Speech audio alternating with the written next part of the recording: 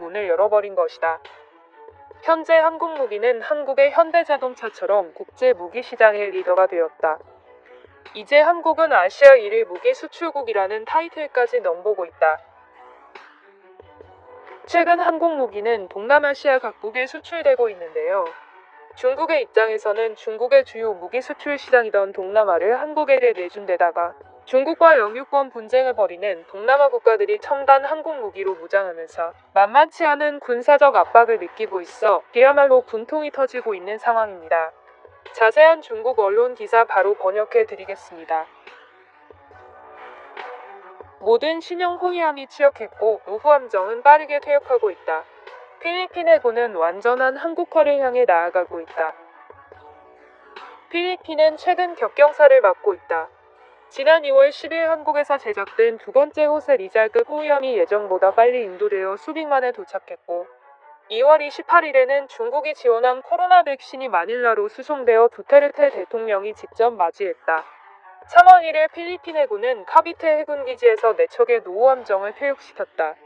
호세 리잘급 호위함의 취역으로 필리핀 해군은 처음으로 미사일 호위함을 보유하게 됐으며 함대함 미사일과 함대공 미사일을 사용할 수 있게 된 것도 필리핀 해군에겐 처음이다.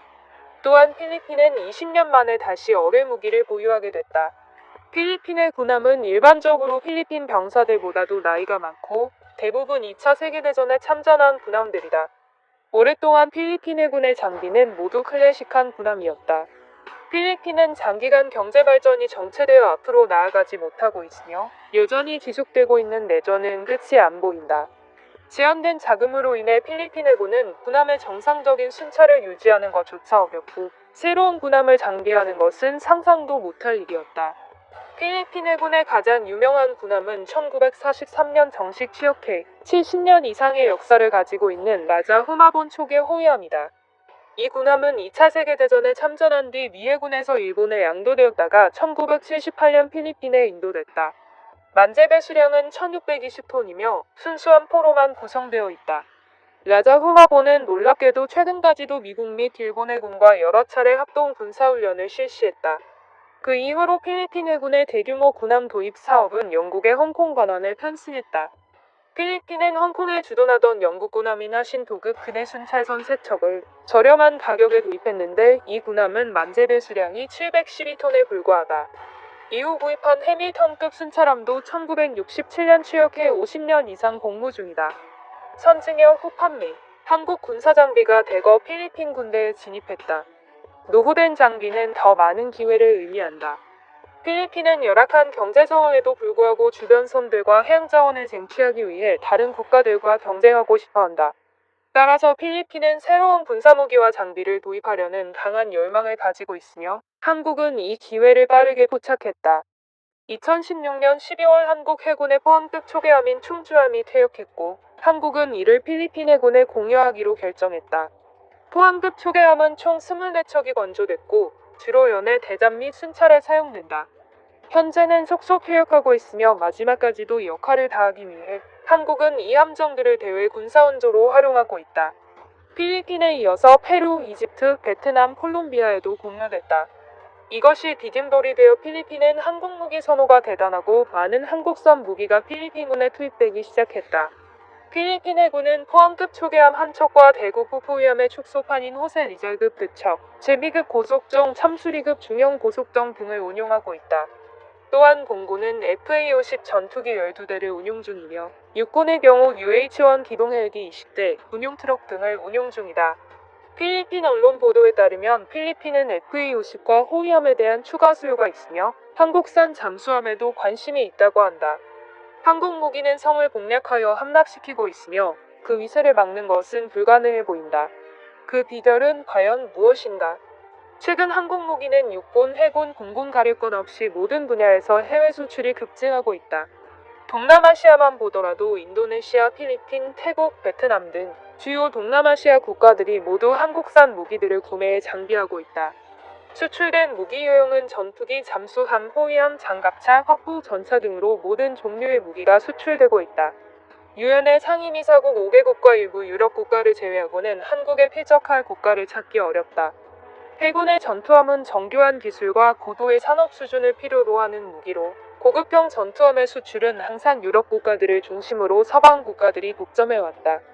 그러나 최근 몇 년 동안 지속적인 무기무역의 다양화와 유럽 국가들의 높은 가격으로 인해 수출 시장은 더 다양해졌다. 또한 동남아시아는 지리적 특성으로 인해 프랑스, 영국, 독일, 네덜란드와 같은 전통적인 유럽 국가에게 군함을 조달하기보다 아시아의 다른 국가에서 생산한 군함을 더 선호하고 있다. 그런데 이전까지는 동남아시아 국가들은 주로 중국에서 건조한 군함을 선호했었다.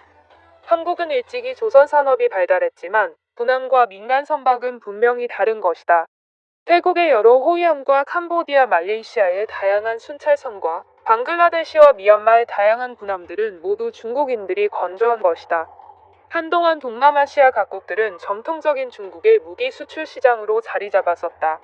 그러나 한국이 그동안 암암리에 영향력을 행사하면서 우리의 고유 시장을 잠식해왔다. 동남아시아는 지속적으로 경제가 성장하고 있으며 한국은 많은 이점들을 가지고 동남아시아의 무기 시장을 빠르게 침식하고 있다. 한국은 분명히 불리한 위치에서 출발했지만 중국이 선점한 시장의 문을 열어버린 것이다. 한국의 고유한 장점 중 하나는 서방 국가로부터 진보된 첨단 부품들을 수입할 수 있다는 점이다. 한국이 건조한 군함에 탑재되는 레이더와 전자장비들은 모두 서방 국가에서 제공하고 있는 것들이다. 동력 시스템 또한 서방 국가가 제공한다. 한국은 산업체인의 맨 아래에 위치해 있으며 군함의 선체만 만들고 있다. 한국은 마치 슈퍼마켓처럼 부품들을 모아놓고 선체의 장비들을 통합함으로써 구매하는 국가가 원하는 물건을 만들어준다. 동남아시아 국가들이 점차 서양식 시스템을 따라가고 한국의 수출이 계속 증가하는 이유는 바로 이 때문이다. 현재 한국 무기는 한국의 현대자동차처럼 국제 무기 시장의 리더가 되었다. 훌륭한 가성비와 유연한 군사무역 전략 또한 한국이 다양한 국가들의 무기 시장을 개방하는 중요한 요소다. 예를 들어 인도네시아는 자국의 조선 산업 수준을 높이고 싶어 했고, 한국은 인도네시아에게 도크상력 수송함과 잠수함 및 기타 무기를 생산할 수 있도록 허가했다. 게다가 인도네시아는 한국과 합작으로 차세대 전투기까지 개발하고 있다. 또 다른 한편으로는 한국은 무기 수출 시장을 확대하기 위해 남중국해에서 동남아 국가들의 영유권 분쟁을 이용하고 있다. 특히 동남아시아 국가에서 인기를 끄는 한국 무기는 제트 전투기와 군함들이다. 이는 중국의 급속한 군사 성장에 대응하여 지역 국가들이 무기 장비를 개선하고 확대하고 있는 것으로 볼 수 있다. 필리핀은 FA-50을 도입할 당시 주로 훈련과 재난 구호에 사용할 것이라고 공식적으로 선언했지만 국내 반군 소탕 등 이미 실전에 투입한 바 있다. 한국은 동아시아의 작은 나라지만 세계 10위의 경제 대국이며 무기 수출로도 큰 돈을 벌고 있다. 이제 한국은 아시아 1위 무기 수출국이라는 타이틀까지 넘보고 있다.